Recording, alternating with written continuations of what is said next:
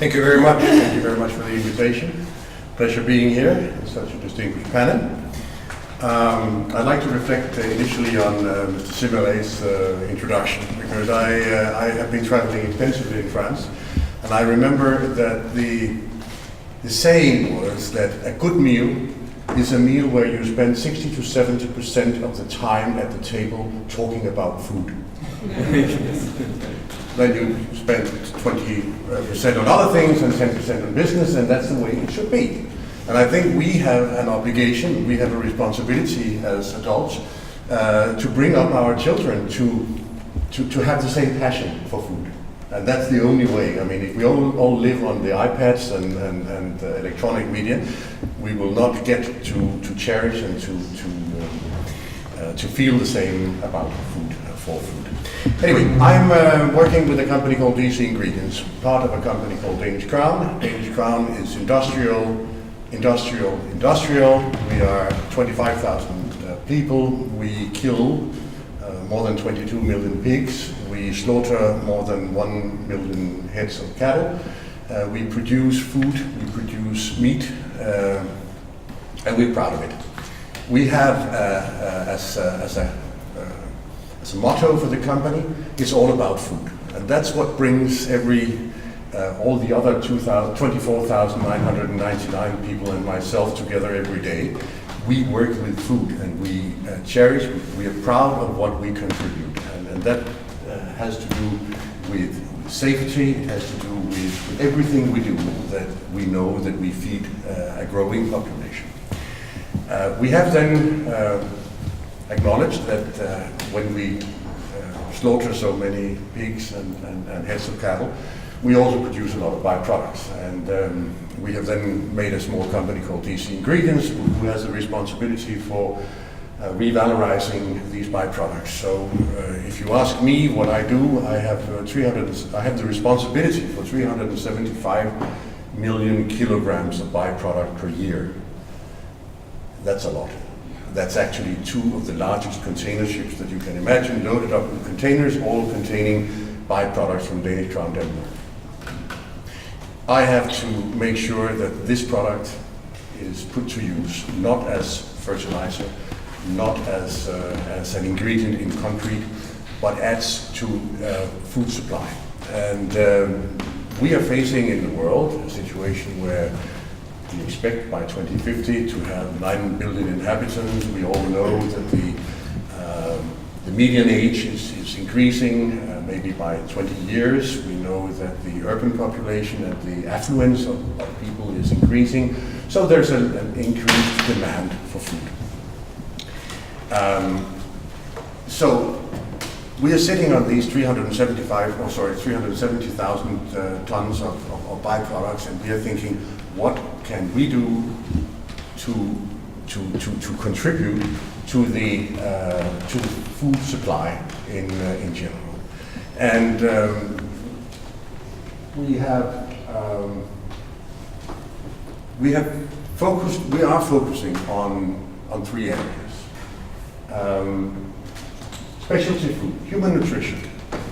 We all acknowledge that with a growing population and with a constant or with an already existing undernourishment when it comes to good protein and good food for human beings, we have an opportunity to take our byproducts and turn these into to ingredients or to additives that may be added to elderly people, to sports people, to specialty.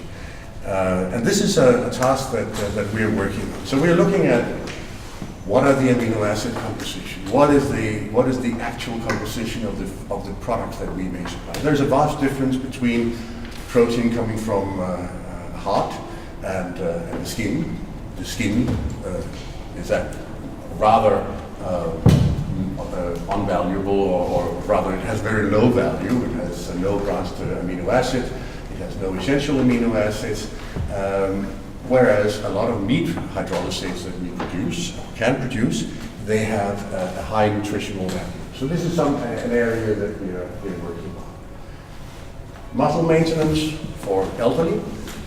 We are convinced that by changing, by optimizing, by making better food in our hospitals. We may see, let's say, happier patients, or we may see patients that once discharged from a hospital is not returning to the hospital immediately, because during the hospitalization we have managed to give them good food and not seen a muscle depletion, but either a maintenance or actually a build-up of muscle mass in the hospitalized patients. The same goes for weight management. We also believe that we can put together nutrition in such a way that we do not get obese, not even overweight, but by adding the right composition of food, we can tailor our demand in a better way.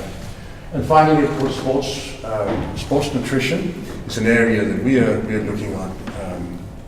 I had a while back a visit from some bodybuilders, and one told me that he was eating 2.7 kilograms of chicken meat every day. He spent 70% of his time on preparing food.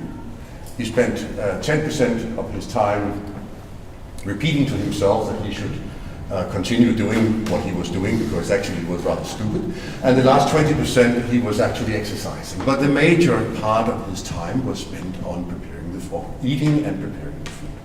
Now, we believe that we can, with our raw materials, with our products, we can make some fantastic products. We all know that the white mafia, we use in Denmark to talk about the white mafia and the red mafia, the meat guys and the milk guys. The milk industry, the dairy industry has managed very well to produce food supplements or sports supplements, all of which are in a sweet taste direction. They're easy to produce with vanilla and chocolate and mango.